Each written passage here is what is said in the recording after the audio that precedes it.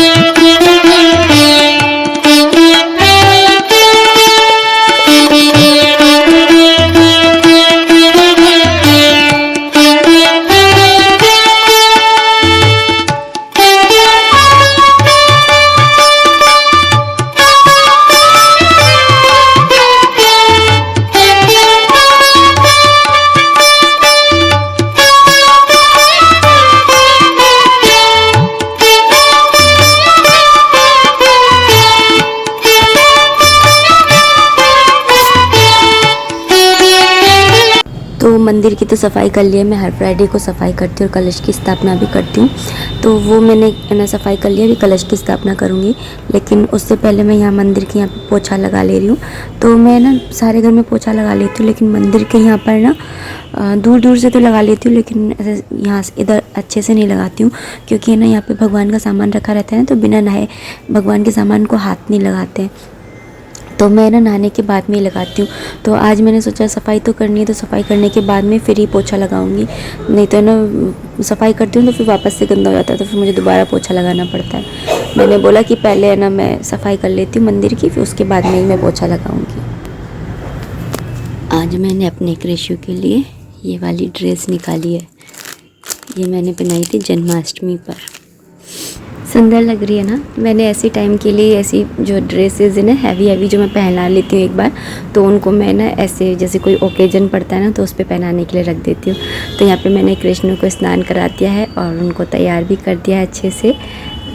तो हमारे कृष्ण कितने प्यारे लग रहे हैं। ये ज़रूरी नहीं है कि हमें वृंदावन में ही जगह मिले, ये ज़रूरी है कि आपके दिल के अंदर ही वृंदावन बस जाए।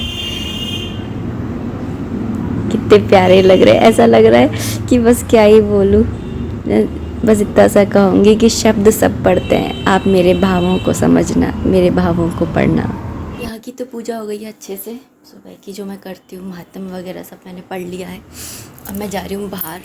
तुलसा जी की वैसे जो मैं सुबह पूजा सेवा करती हूँ वो मैंने कर ली है, लेकिन तुलसा जी की है ना एक आज थोड़ी विशेष पूजा करनी चाहिए, तो वो मैं पूजा करने जा रही हूँ।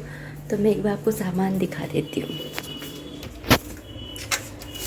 तो यहाँ पर मैंने ना सारा सामान रख लिया है, चुनरी रख ली है, पीताम्बर रख लिया है, यहाँ पे सारा सुहाग का सामान रख लिया है। आज क्योंकि चावल यूज़ में नहीं लेते इसलिए तिल ले लिया है, दिया ले लिया है, और ये पूजा का सारा सामान चंदन वगैरह ले लिए है, और धूप बत्ती सब कुछ ले लिया है। एक लेना है लोटा, तो यहाँ पे माला भी ले लिए, फूल, यहाँ पे फल ले लिया है, और यहाँ पे जल, और साथ में ये सूखे फल या सूखे मेवे। तो चलिए पूजा करते हैं, लेकिन उससे पहले वहाँ पे ना थोड़ी सी सफाई करके आते हैं। वैसे तो वहाँ पे साफ़ ही रहता है, लेकिन गमले को थोड़ा सा धो करके और उसको थोड़ा सा डेकोरेट करते हैं।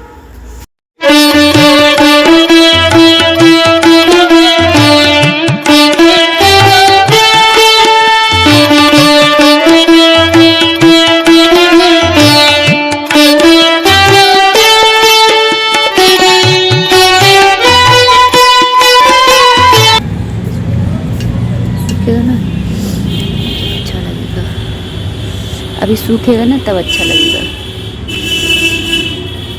तो चलिए रंगोली तो मैंने बना ली है, मारना जैसा भी मुझे आता था, मुझे सिंपल ही आते हैं, मुझे ऐसा हाई फाई तो आते नहीं है, तो मैंने बना लिया है। उसके बाद में मैंने यहाँ पे शालिग्राम जी को जल अर्पित कर दिया है, स्नान करा दिया है, और उसके बाद में मैं यहाँ पे तुलसी मैया को है ना चुनरी उड़ा रही हूँ। और यहाँ पर ना जो शालिग्राम जी थे उनको स्नान करा दिया था। अब मैं यहाँ पे ना उनकी आँख, नाक, मुंह बना रही हूँ ताकि देखने में थोड़े सुंदर लगे। और उसके बाद में मैं उनको है ना, ये मैंने जो पटका बनाया था पीताम्बरी का, तो ये मैंने बना इनको उड़ा दिया है। उसके बाद में मैं ना लड्डू गोपाल जी को, अपनी कृष्ण को भी लेकर के आ गई हूँ, और यहाँ पर मैंने उनको भी आसन पे बिठा दिया है।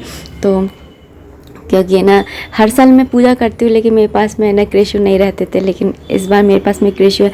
वैसे मैं ना हर 11 पे ना लड्डू गोपाल जी को, अपने कृष्ण को तुलसा जी के पास में लेकर के आती हूँ, और कभी कभी ऐसे ही मन होता है तब भी ले आती हूँ, लेकिन आज तो लाना बहुत इम्पोर्टेंट ही था, मतलब ज़रूरी था। तो यहाँ पर ना मैंने उनको भी ना स्थान दे दिया है, बिठा दिया है, आसन दे दिया है। उसके बाद में मैं यहाँ तुलसी मैया को है ना सिंदूर चढ़ा रही हूँ, है ना सुहाग का। तो माता रानी है ना सबका सुहाग बनाए रखे, यही है ना प्रार्थना करूँगी। और यही है ना हम लेडीज़ है ना यही अपने मन के अंदर वो रखते हैं भाव कि भगवान हमारे घर के अंदर सुख समृद्धि बनाए रखना, हमारी मांग और हमारी गोद जो है वो हमेशा भरी रहे। तो यहाँ पे मैंने ना सिंदूर चढ़ा दिया था, उसके बाद में हल्दी लगा दी थी, और शालिग्राम जी की मैंने चंदन से तिलक किया था और तिल चढ़ा दिए थे। आज के दिन चावल नहीं चढ़ते हैं, तिल चढ़ते हैं, तो मैंने तिल चढ़ा दिए थे। उसके बाद में मैंने यहाँ पर सुहाग का सामान अर्पित कर दिया था माता रानी को, और फल जो मैंने फल है और सूखे मेवे हैं वो भी मैंने अर्पित कर दिए। उसके बाद में जो मैंने सुहाग का सामान रखा था, उस सुहाग के सामान में से मैं ना थोड़ा थोड़ा सा है ना माता रानी को लगा रही हूँ। और ये सुहाग का सामान है ना बाद में मैं ही काम में ले लेती हूँ, जैसे बिंदी के पत्ते में से बिंदी लगा दिए और बाकी का जो पत्ता है वो मैं ही काम में ले लूँगी, तो ऐसे करती हूँ। तो यहाँ पर ना मैंने काजल भी लगा दिया है, बिंदी लगा दी है, साथ में बिछिए रख दिए थे पास में ही, और बैंगल्स भी पहना दिए हैं। और उसके बाद में मैंने मेहंदी भी लगा दी है, मेहंदी मैंने ना कृष्ण के भी लगाई है और शालिग्राम जी की भी लगाई है। और यहाँ पर अब मैं आरती कर ले रही हूँ।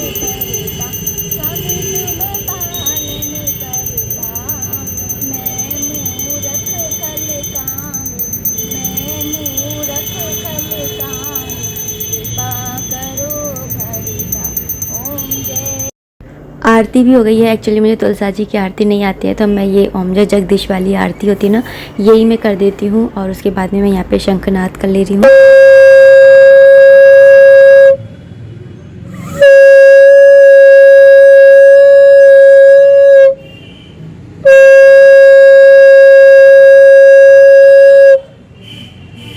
शंखनाद के बाद में मैंने यहाँ पे क्षमा याचना कर ली है कि पूजा में कोई भी कमी रह गई हो या न्यूनता या अधिकता कुछ भी रह गई हो तो उसके लिए भूल चूक को माफ़ कर दीजिएगा। इतने ज्ञानी तो है नहीं, जितना आता है उतना कर लेते हैं। और यहाँ पर ना बस उनके ना आशीर्वाद ले लिया है पैर छू करके, लड्डू गोपाल जी के भी और माता रानी के भी और शालिग्राम।